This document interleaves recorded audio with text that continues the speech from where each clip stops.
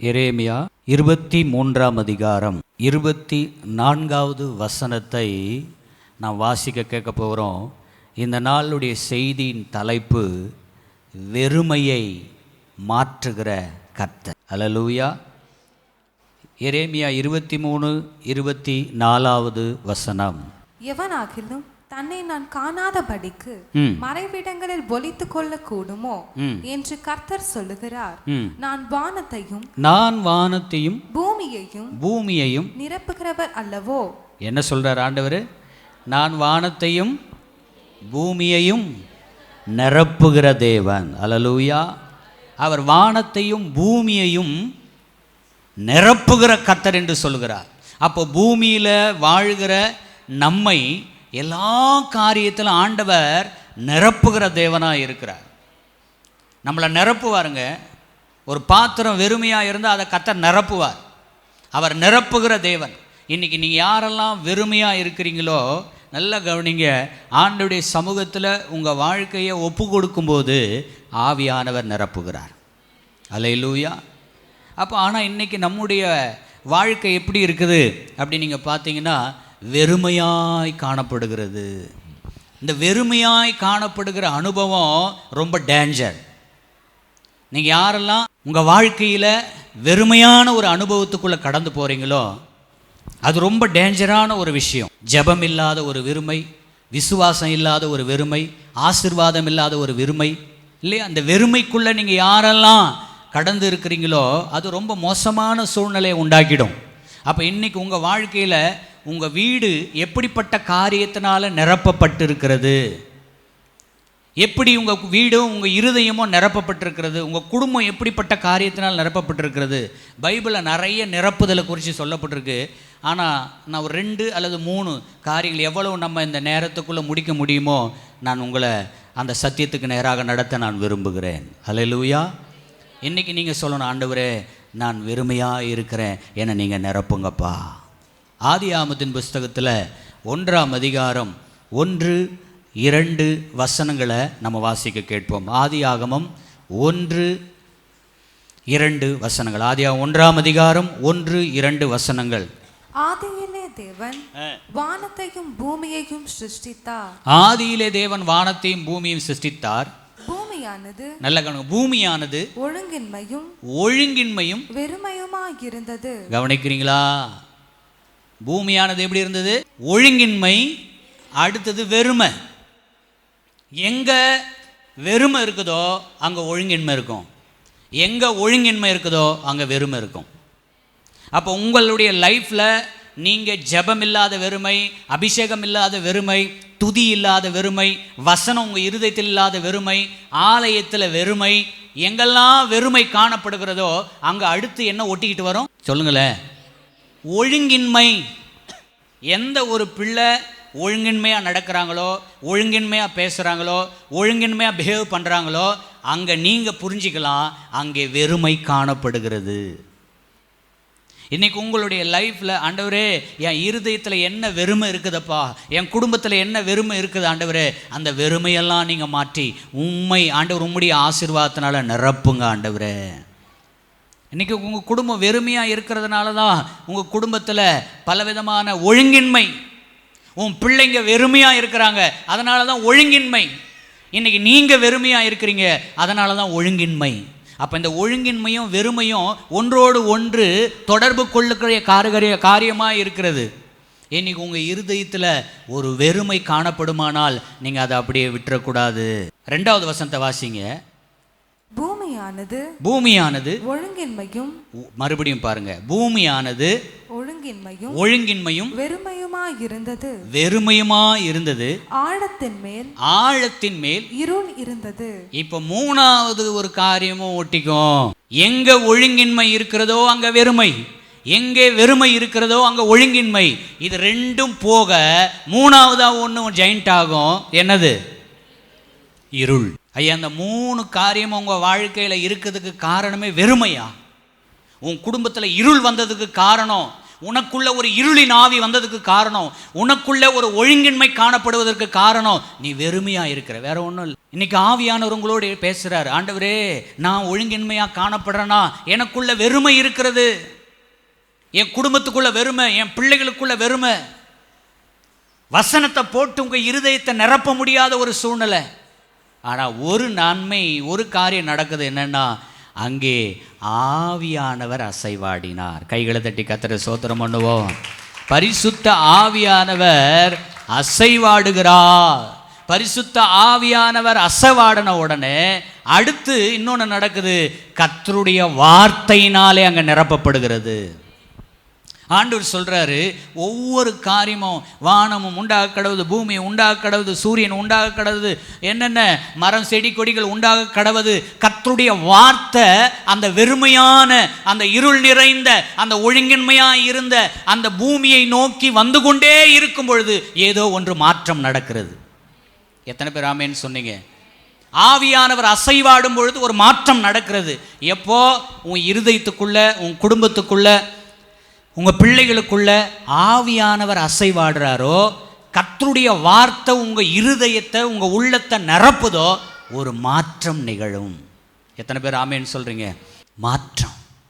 இன்றைக்கி உங்கள் வாழ்க்கையில் உங்கள் இருதயம் எப்படிப்பட்டதாக இருக்கிறது? அப்போ பாருங்கள், அங்கே ஒழுங்கின்மை இருந்தது, வெறுமை இருந்தது, இருள் இருந்தது. கர்த்தர் அதை மாற்றி ஏதேன் தோட்டமாய் கர்த்தர் ஆசீர்வதித்தார். கைகளை தட்டி கர்த்தரை ஸ்தோத்திரம் பண்ணுவோம். அப்போ உங்கள் மேலே ஆவியானவர் அசைவாடணும். ஆண்டவர் உங்களை நிரப்பணும்னு விரும்புகிறார், உங்களை ஆசீர்வதிக்கணும்னு விரும்புகிறார். உங்கள் குடும்பத்தை, உங்களை கர்த்தர் நிரப்பணும்னு விரும்புகிறார். இன்றைக்கி உங்கள் இருதயத்தில் அந்த வெறுமை இருக்கிறதுனால தான், கவனிங்க, ஆவியானவரால் நுழைய முடியல, ஆவியானவரால் உங்களை ஆசீர்வதிக்க முடியல, ஆவியானவரால் உங்களை விடுவிக்க முடியாத அளவுக்கு உங்கள் இருதயம் இருளினாலும் ஒழுங்கின்மையினாலும் வெறுமையினாலும் கிடக்கிறது. அப்போ நீங்கள் ஆண்டவர்கிட்ட ஒப்பு கொடுக்கணும், உங்களை சரண்டர் பண்ணணும். எத்தனை பேர் ஆமேன்னு சொல்கிறீங்க? அல்லேலூயா. வெறுமையெல்லாம் நிரப்ப கர்த்தர் ஆசைப்படுறாரு. ஆனால் அங்கே ஒரு சுத்திகரிப்பு தேவை. பக்கத்தில் கை பிடிச்சி சொல்லுங்கள், உங்கள் வெறுமையெல்லாம் நிரப்புவதற்கு, மாற்றுவதற்கு கர்த்தர் விரும்புகிறார். அல்லேலூயா. ஆனால் என்ன வேணும்? ஒரு சுத்திகரிப்பு வேணும். ஆவியானவர் அசைவாடணும், கர்த்தருடைய வார்த்தை என்னை நிரப்பணும். அல்லேலூயா. யோவான் 2ஆம் அதிகாரத்தில் நீங்கள் பார்ப்பீங்க அப்படின்னா, நான் கொஞ்சம் வேகமாக போகிறேன். யோவான் 2ஆம் அதிகாரத்தில் அந்த கற்சாடி எப்போ அழுக்கு நிறைந்த தண்ணியெல்லாம் ஊற்றப்பட்டுட்டு அது வெறுமையாக்கப்பட்ட உடனே, இப்போது தேவனாகிய கர்த்தர் இயேசு கிறிஸ்து அந்த ஜாடிகளை நிரப்பும்படியாய் கர்த்தர் சொன்னார். அல்லேலூயா. அந்த ஜாடிகளில் தண்ணீர் நிரப்பப்பட்ட பிற்பாடு, அவர் வார்த்தைக்கு கீழ்ப்படிந்து நிரப்பப்பட்ட பின்பதாக அந்த தண்ணீரை இன்னும் மேன்மை உள்ளதாக மாற்றுகிறார், ரசமாய் மாற்றுகிறார். எத்தனை பேர் ஆமேன்னு சொல்கிறீங்க? அப்போ அந்த வெறுமையான கச்சாடி நிரப்பப்பட்டது, ஆசீர்வதிக்கப்பட்டது. கையை பிடிச்சி சொல்லுங்கள் பக்கத்தில், கர்த்தர், நீங்கள் வெறுமையாக இருக்கீங்களா? ஆண்டவர்கிட்ட ஒப்பு கொடுங்க. நிரப்புவா, ஆசீர்வதிப்பார். நிரப்புவா, ஆசீர்வதிப்பார். எத்தனை பேர் ஆமேன்னு சொல்கிறீங்க? உங்கள் பிள்ளையை பார்த்து சொல்லணும், டே நிரம்பிடுறா, ஆசீர்வதிக்கப்பட்டுருவேன். ஆமேன். அப்போ ஆவியானவர் உங்களை நிரப்பி ஆசீர்வதிக்க விரும்புகிறார். ஆனால் உங்கள் இருதயத்தை நீங்கள் வெறுமையாக வச்சிருக்கிறீங்க. உங்கள் இருதயம் வெறுமையாக இருக்குது. அந்த வெறுமையெல்லாம் மாற்றப்படணும். ஆவியானவருடைய அபிஷேகத்தினால, வசனத்தினால கர்த்தர் உங்களை நிரப்பும்படியாக நீங்கள் விட்டு கொடுக்கணும். அல்லேலூயா. வெறுமையான படகு, பேதுரு படகு இல்லையா? லூக்கா 5ஆம் அதிகாரத்தில் நம்ம பார்க்குறோம்ல, வெறுமையான படகு. 7வது வசனத்தில் பார்க்கும்போது பாருங்க, அங்கே என்ன நடந்து வாசிங்கம்மா? அப்பொழுது மற்ற படவிலிருந்த கூட்டாளிகள் வந்து தங்களுக்கு உதவி செய்யும்படிக்கு சைகை காட்டினார்கள். அவர்கள் வந்து 2 படகுகளும் அமிழத்தக்கதாக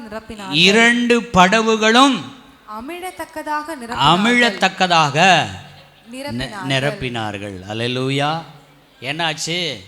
அந்த படகுல யார் நிரப்பப்பட்டது?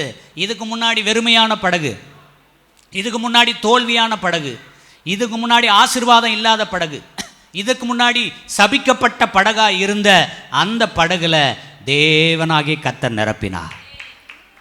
ஆண்டவர் வந்த உடனே, உட்கார்ந்த உடனே அவர் சொல்றாரு, நல்ல கவனிங்க, என்ன சொல்றாரு அப்படின்னு பார்த்தீங்கன்னா, நீங்க வலது பக்கமாக வலைய போடுங்க. அந்த வார்த்தைக்கு கீழ்ப்படிந்து முழுவதும் பிரயாசப்பட்டோம், நான் ஒன்றும் பிடிக்கல ஆண்டவரே, ஆகிலும் உம்முடைய வார்த்தையின்படியே நான் வலைகளை போடுகிறேன், உம்முடைய வார்த்தையின்படியே நான் வலையை போடுகிறேன்னு சொன்ன உடனே படகு நிறைய கர்த்தர் ஒரு நிரப்புதலை கட்டளையிட்டார். எத்தனை பேர் ஆமேன்னு சொல்கிறீங்க? பார்த்தீங்களா பார்த்தீங்களா? அந்த வெறுமையான கச்சாடியை கர்த்தர் நிரப்புனார். வெறுமையான படகை கர்த்தர் என்ன பண்ணுறாரு? நிரப்புறாருங்க. இன்றைக்கி கர்த்தர் உங்களையும் நிரப்ப வாஞ்சி உள்ள தேவனாக இருக்கிறார். ஆனால் முதல்ல உங்களுடைய வாழ்க்கையில் ஒரு ரகசியத்தை கண்டுபிடிக்கணும். என் குடும்பத்தில், என் வாழ்க்கையில் ஏன் இந்த வெறுமை வந்திருக்குது? நான் வெறுமையாக இருக்கிறேன் பாஸ்டர். ஒரு சிலர் சொல்லுவாங்க, எனக்கு போர் அடிக்குது, நான் வெறுமையாக இருக்குது, எனக்கு டென்ஷனாக இருக்குது, ஒன்றுமே இல்லை, காலி பெருங்காய டப்பா மாதிரி நான் இருக்கிறேன், ஆனால் அதில் வாசனை தான் அடிக்குது, பெருங்காயமே இல்லை. இதை பார்த்துட்டு அடுத்து எதெல்லாம் கர்த்தர் நிரப்புறாருன்னு நம்ம அந்த சப்ஜெக்ட்டுக்கு போக போகிறோம். முதல்ல அந்த வெறுமையை குறித்து கொஞ்சம் பார்க்கலாம். மத்தேயு 12ஆம் அதிகாரம். உங்களுக்கு தெரிந்த சம்பவம், ஆனால் தெரியாத ஒரு சில சத்தியங்களை உங்களுக்கு சொல்கிறேன். 43வது வசனத்திலிருந்து வாசிங்க பார்க்கலாம். அசுத்த ஆவி ஒரு மனுஷனை விட்டு புறப்படும் போது வறண்ட இடங்களில் அலைந்து இளைப்பாறுதல் தேடியும் கண்டடையாமல் நான் விட்டு வந்த என் வீட்டுக்கு திரும்பி போவேன் என்று சொல்லி, நல்ல கவனிங்க, ஒரு பிசாசு, போன பிசாசு உங்களை தேடி வருதா? போன சண்டை உங்களை திரும்ப தேடி வருதா? போன சாபம் உங்களை திரும்ப தேடி வருதா? போன வியாதி உங்களை தேடி வருதா? போன பிரச்சனை உங்களை தேடி வருதா? போன அசுத்தம் உங்களை தேடி வருதா? போன வருஷம் தொடர்ந்த பாவம் இந்த வருஷமும் தொடர்ந்து வருதா? ரட்சிக்கப்படுவதற்கு முன்பதாக இருந்த அசுத்தம், அருவருப்பு, பாவம், பிசாசு, அசுத்த கிரியைகள் ரட்சிக்கப்பட்ட பிற்பாடும் திரும்பி வருகிறதா? ஏன் அப்படின்னா வாசிங்க. அந்த வீடு கவனிங்க, அதுதான் வார்த்தை, அதான் ரெவலேஷன். அந்த வீடு வெறுமையாகவும் பெருக்கி ஜோடிக்கப்பட்டதாகவும் இருக்க கண்டு. அந்த வீடு எப்படி இருக்கு சொல்லுங்க? அந்த வீடு எப்படி இருக்கு? நிறைய பேருக்கு பிசாசு துரத்துறோம் போது மறுபடியும் திரும்பி வருது, பிசாசு துரத்துறோம் போது மறுபடியும் திரும்பி வருது, பிசாசு துரத்துறோம் போது திரும்பி வருதுன்னா கவனிங்க, விஷயம் என்னன்னா அந்த வீடு வெறுமையாக இருக்கு. வாசிங்க. அந்த வீடு வெறுமையாகவும் பெருக்கி ஜோடிக்கப்பட்டதாகவும் இருக்க கண்டு திரும்பி போய் தன்னிலும் பொல்லாத வேறு 7 ஆவிகளை தன்னோட கூட்டிக் கொண்டு வந்து உட்புகுந்து அங்கே குடியிருக்கும். அப்பொழுது அந்த மனுஷனுடைய முன்னிலைமையிலும் அவன் பின்னிலைமை அதிக கேடுள்ளதாக இருக்கும். அப்படியே இந்த பொல்லாத சந்ததியாருக்கும் சம்பவிக்கும் என்றார். கவனிச்சிங்களா? அப்ப இந்த வசனத்தின் அடிப்படையில் பார்க்கும்போது உங்களுக்குள்ள ஒரு அசுத்தாவி போய் திரும்ப உங்களுக்குள்ள மறுபடியும் அட்டாக் பண்ணதுன்னா விஷயம் என்னன்னா, உங்கள் வீடு வெளியில் ஜோடிப்பாக இருக்குது, வெளியில் வெள்ளை புடவையாக இருக்குது, வெளியில் மங்களகரமாக இருக்குது, ஆனால் உள்ளேயோ வெறுமை. போன மாதம் போன சண்டை இந்த மாதமும் தொடர்ந்து இன்னும் வந்துக்கிட்டே இருக்குதா? போன மாதம் வந்த சண்டைக்கும் இந்த மாதத்துக்கும் என்னங்க தொடர்பு இருக்குது? வெயில் பட்ட பனி போல ஜெபிக்கிற பிள்ளைகளுடைய வீட்டில் போன மாதம் சண்டைனா போன மாதம் சண்டை அதோடு ஓடி போகணுமா இல்லையா? இந்த மாதமும் மறுபடியும் அதே சண்டை மறுபடியும் அப்படியே துளிர்க்கிறது, அது அப்படியே மறுபடியுமா தொடர்கிறது. போன மாதம் பிரச்சனை மறுபடியுமா தொடர்கிறது, போன மாதம் சாபம் மறுபடியுமா தொடர்கிறதுனா விஷயம் ஒன்றும் இல்லை, உன் வீடு உன் இருதயம் வெறுமையாக்கப்பட்டிருக்கிறது. வெறுமை. இன்றைக்கி உங்கள் லைஃப்பை கொஞ்சம் யோசித்து பாருங்கள். ஐயா, நீங்கள் வெறுமையாக இருந்தீங்கன்னா, உங்கள் இருதயத்தை ஆண்டவருக்கு ஒப்பு கொடுக்காம ஆண்டவர் நிரப்பாமல் இருந்துட்டார்னா வேறு எதுவோ ஒன்று உங்களை நிரப்பிடும். பக்கத்தில் கைப்பிடிச்சு சொல்லுங்கள், உங்கள் இருதயத்தை, ரட்சிக்கப்பட்ட இருதயத்தை ஆண்டவர் கர்த்தர் ஆவியானவர் நிரப்பாட்டி வேறு ஏதோ ஒன்று உங்களை நிரப்பிடும். அல்லேலூயா. நீங்கள் என்ன நினைக்கிறீங்க? ரட்சிக்கப்படுறதுக்கு முன்னாடி உங்கள் இருதயத்தை பிசாசு நிரப்பி இருந்தான், அசுத்தாவி நிரப்பி இருந்தது, கேடு நிறைந்திருந்தது, பாவம் நிறைந்திருந்தது, அசுத்தம் நிறைந்திருந்தது, அருவருப்பு நிறைந்திருந்தது, கொள்ளை நிறைந்திருந்தது, துர்க்கிரியை நிறைந்திருந்தது.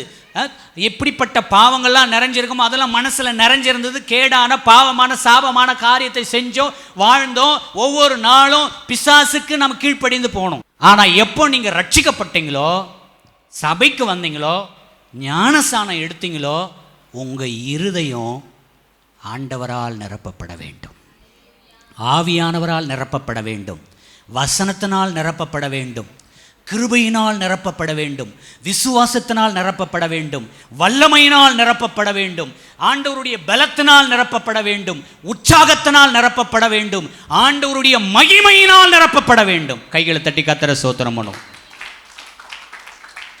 அந்த நிரப்புதலுக்கு நீங்கள் இடம் கொடுக்கல. ஒரு சிலருடைய வாழ்க்கையில் ஜபம் இல்லை, ஜாலியாக இருக்கிறாங்க. ஒரு சிலருடைய வாழ்க்கையில் ஆண்டவருடைய மகிமை நிரப்பலை, ஜாலியாக இருக்கிறாங்க. ஆண்டவருடைய வசனம் நிரப்பலை, ஜாலியாக இருக்கிறாங்க. ஆண்டவருடைய பிரசன்ன நிரப்பலை, ஜாலியாக இருக்கிறாங்க. மறுபடியும் பழைய குருடி கதவை திரடினி ரட்சிக்கப்படுவதற்கு முன்பதாக வாழ்க்கையே ரட்சிக்கப்பட்டு ஞானஸ்நானம் எடுத்து ஒரு பெயர் கிறிஸ்தவளை போல நீ வாழ்ந்து கொண்டிருந்தால் பிசாசும் பார்க்குறான், கர்த்தரும் பார்க்குறாரு. உன் இருதயத்தை நிரப்ப ஆவியானவர் துடிச்சிக்கிட்டு இருக்கிறாரு. அதனால் அந்த பலிப்பீடத்திலிருந்து ஊழியக்காரர் மூலமாக செய்தி வந்து கொண்டு இருக்கிறது. இன்னொருத்தனும் பார்க்குறான், அடடாடடா நமக்கு நல்ல வாய்ப்பு இதை நிரப்புவதற்கு. அப்போ பாவத்தினால நிரப்பலாமா, இச்சையினால் நிரப்பலாமா, அசுத்தத்தினால் நிரப்பலாமா, காம விகாரத்தால் நிரப்பலாமா, விபச்சாரத்தால் நிரப்பலாமா, வேசித்தனத்தால் நிரப்பலாமா, கெட்ட கெட்ட சிந்தையினால் நிரப்பலாமா, செல்ஃபோனை கொண்டு நிரப்பலாமா, டிவியை கொண்டு நிரப்பலாமா, கெட்ட ஃப்ரெண்ட்ஸை கொண்டு நிரப்பலாமா, காலேஜ் படிக்க போகும்போது எப்படி நிரப்பலாம், ட்ரெயினில் போகும்போது எப்படி நிரப்பலாம், செல்ஃபோன் வாட்ஸ்அப் ஃபேஸ்புக்கில் எப்படி நிரப்பலாம், உன்னை நிரப்புவதற்கு ஒரு வாய்ப்பு எனக்கு கிடைத்திருக்கிறதுன்னு சாத்தான் கங்கணம் கட்டி கொண்டு அலைகிறான்.